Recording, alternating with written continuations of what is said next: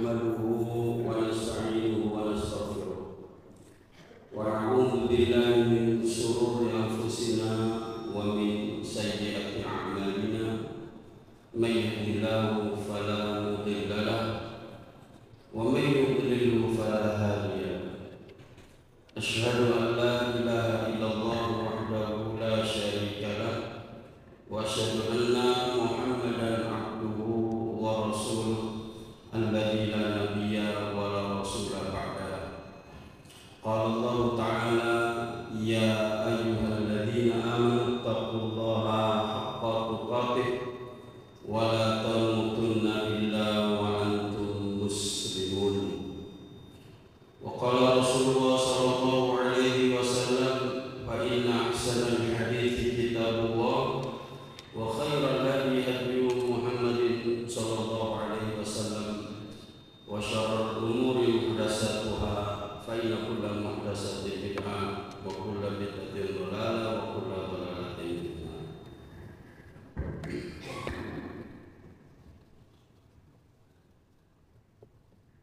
Ma'asyiral muslimin rahimakumullah, para bapak, ibu serta saudara sekalian jamaah Masjid Baitul Haq yang mudah-mudahan dirahmati oleh Allah.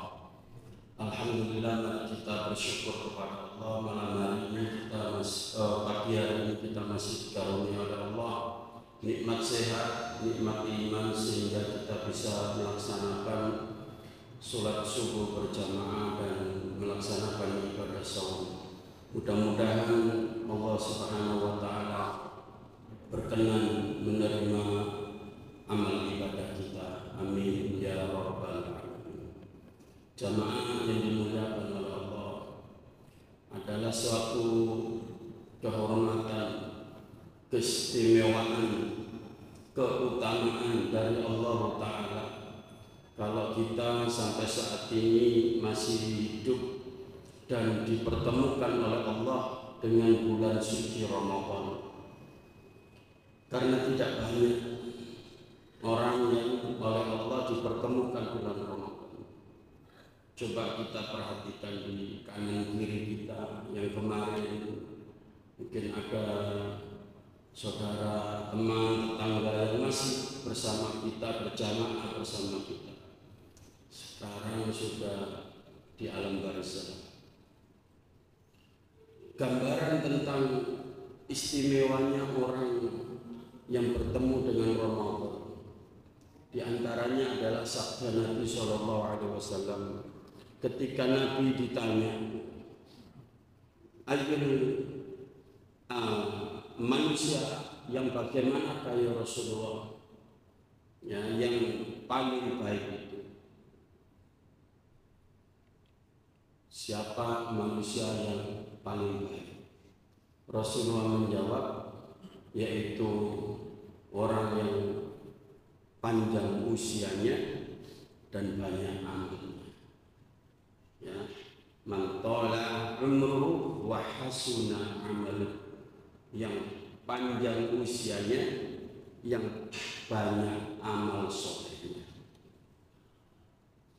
Alhamdulillah, kita dipertemukan Ramadan dan tidak ada jaminan tahun depan ketemu lagi dengan bulan Ramadan. Bahkan sampai nuntut 30 hari nanti sampai selesai, nggak ada jaminan para jamaah. Oleh karenanya, mari kita gunakan Ramadan ini dengan sebaik-baiknya. Dalam hadis sahih riwayat Imam Ahmad dan Ibnu Majah, juga Ibnu Hibban, dari sahabat Thalhah bin Ubaidillah, beliau bercerita, ada dua orang sahabat dari suku Qudafah. Dua orang sahabat ini kemana-mana bareng. Istilahnya muda sekarang itu bestie, sama bestinya itu kemana-mana bareng.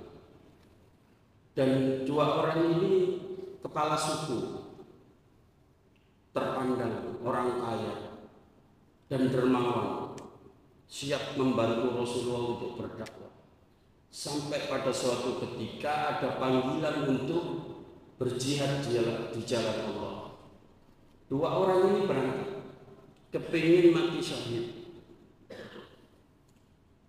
Berangkatlah dua orang ini, oleh Allah yang satu ditakdirkan mati syahid, dipilih oleh Allah, istilahnya dibeli. Innallaha ashtara minal mu'minina anfusahum wa amwalahum bi anna lahumul jannah. Sungguh Allah telah membeli dari orang-orang beriman harta dan jiwanya, harta dan nyawanya ditukar dengan surga. Nah, yang satunya selamat pulang, menang, bawa ghanimah, bertambah kaya, bertambah dermawan, bertambah banyak amal soleh. Setahun kemudian orang yang kedua ini meninggal dunia juga, tapi bukan karena perang, meninggalnya karena sakit, meninggal di ranjang tempat tidur. Kemudian beberapa saat setelah orang kedua ini meninggal, sahabat yang meriwayatkan hadis ini, Tolha, dia bermimpi bertemu dua orang di pintu surga. Tolha mau masuk, tapi nunggu panggilan. Ternyata yang dipanggil yang pertama adalah orang yang mati belakangan. Bukan yang mati syahid, yang mati belakangan, meninggal belakangan karena sakit itu dipanggil, ya fulan bin fulan, silakan masuk surga. Masuk surga lebih dulu. Dan surganya tinggi. Kemudian barulah orang yang kedua, orang yang mati syahid. Padahal sudah terpaut setahun lebih. Yang mati syahid dipanggil masuk surga. Giliran Tolha, kamu belum waktunya, silakan kamu balik lagi. Kamu belum waktunya masuk surga, silakan kamu balik lagi. Akhirnya sahabat Tolha ini terbangun. Ingat para jamaah, salah satu sahabat, 10 sahabat yang dijamin masuk surga itu diantaranya Tolha bin Ubaidillah. Jadi beliau itu masih hidup tapi sudah tahu kalau bakal masuk surga. Termasuk dalam mimpinya ini. Mimpinya itu diceritakan kepada teman-temannya, sahabat yang lain. Sahabat gak ada yang percaya. Masa orang yang mati syahid masuk surga belakangan?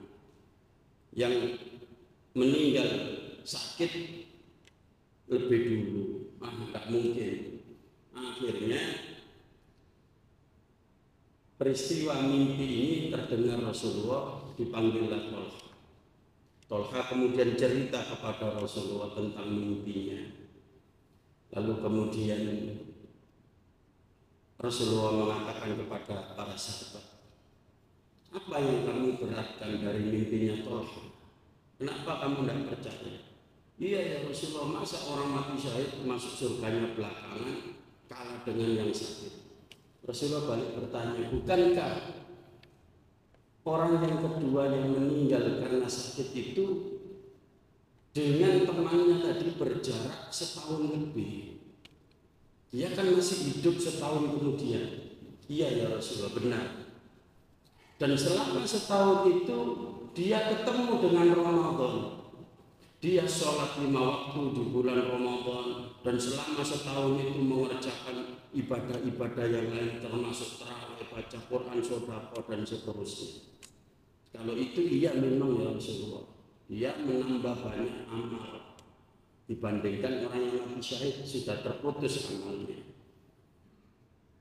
Maka kata Rasulullah, jarak surganya antara orang ini dengan yang kedua tadi itu seperti bumi dengan langit. Jadi levelnya masih tinggian orang yang meninggal karena sakit tadi. Kenapa? Karena ketemu dengan Ramadan dan beramal dalam bulan Ramadan. Jamaah yang dimuliakan Allah, kita ini tidak ada perang, alhamdulillah. Kesempatan mati syahid tidak ada, ya kan? Dalam arti syahid akhirat.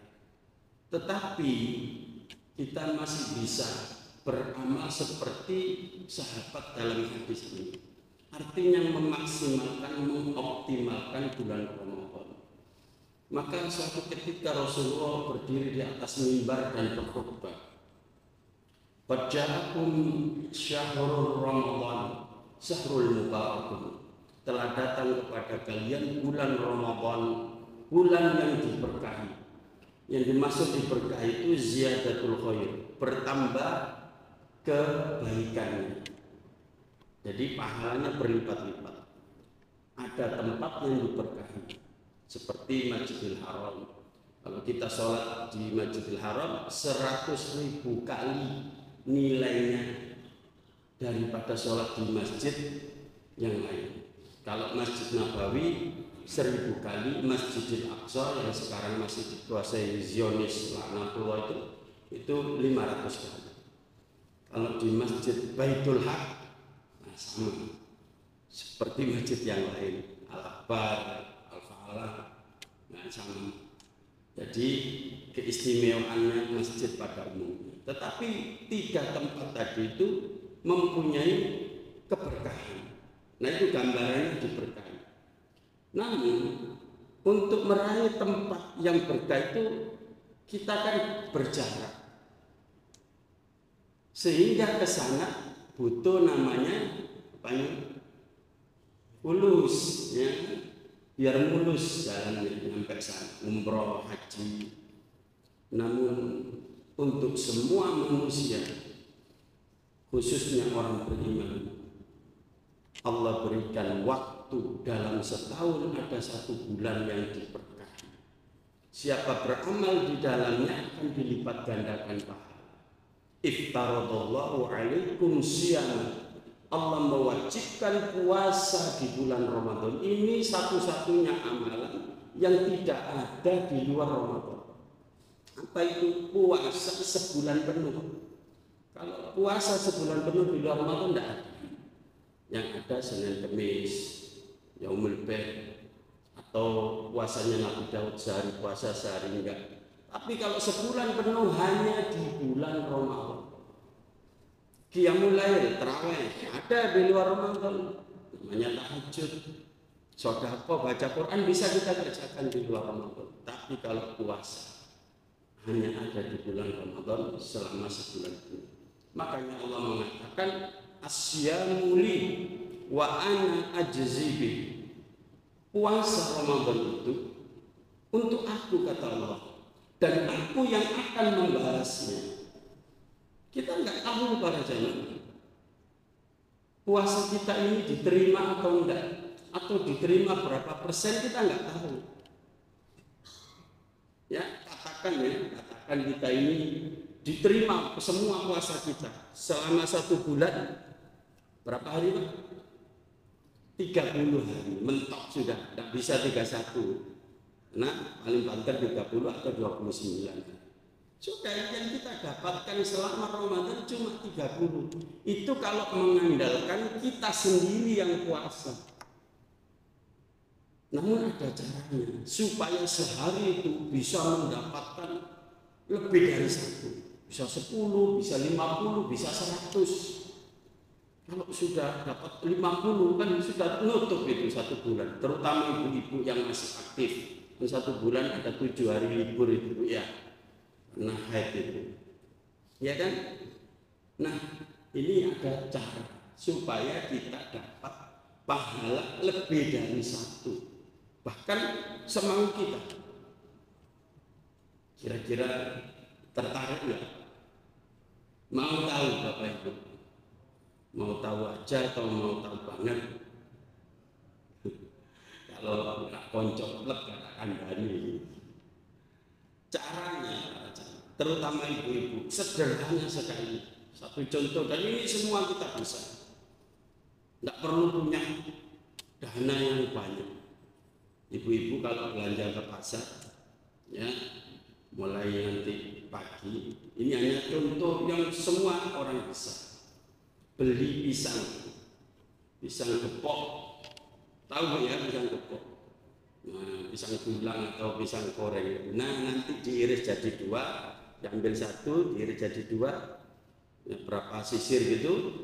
Nah, kemudian goreng, kasih tepung gitu.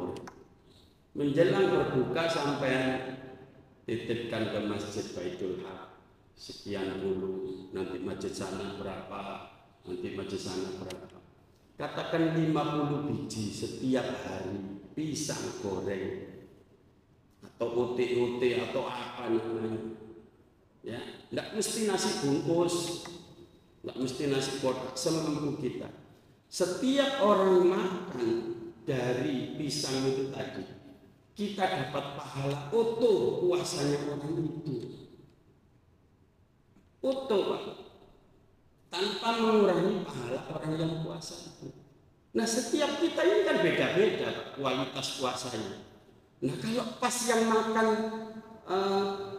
takjil yang kita berikan tadi itu orangnya orang yang soleh, menjaga puasanya, kita dapat tanpa bersusah-susah puasa seperti orang itu.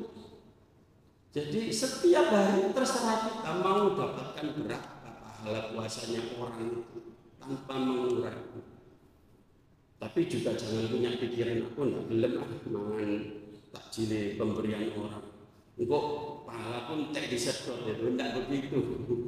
Ya, kalau bisa para jamaah, hatta kita enggak punya sekalipun, pas di drum itu loh, di masjid itu kan di Baitul Haq ini kan dikasih ada korma, ada yang lain-lainnya. Biasanya korma itu satu bungkus isi berapa? Paling total yang paling 3 di sini. Enggak sampai sekilo, enggak mungkin 3 biji.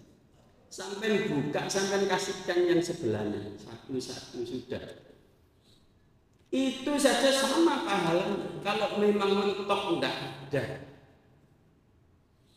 Loh, saya ini bukan guyonan menerangkan, ada dalilnya. Kata Rasulullah, ittaqillah walau bisyikki tamrah. Bertakwalah kepada Allah. Termasuk takwa itu sedekah. Memberi takjil kepada orang walaupun sebiji kurma. Jadi tidak ada di dalam Islam itu orang tidak loma. Ini menandakan apa? Masuk surga itu perlu bayar. Kalau ada lagu yang kemarin itu apa yang tren ya, Sukatani atau apa, mau ngurusin bayar polisi, gitu kan? Itu sudah diganti syairnya sekarang. Ya, mau masuk surga, bayar zakatnya. Nah, itu. Jadi kalau kita ini mau masuk surga, ya harus bondo. Tidak ada orang pelit masuk surga itu, tidak ada. Ya, orang yang loman, calon penghuni surga sudah kelihatan di dunia ini, mau berbagi. Nah, itulah para jamaah. Jadi pintu surga dibuka, diwajibkan puasa, pintu surga dibuka, dan pintu neraka ditutup rapat, kata Rasulullah SAW.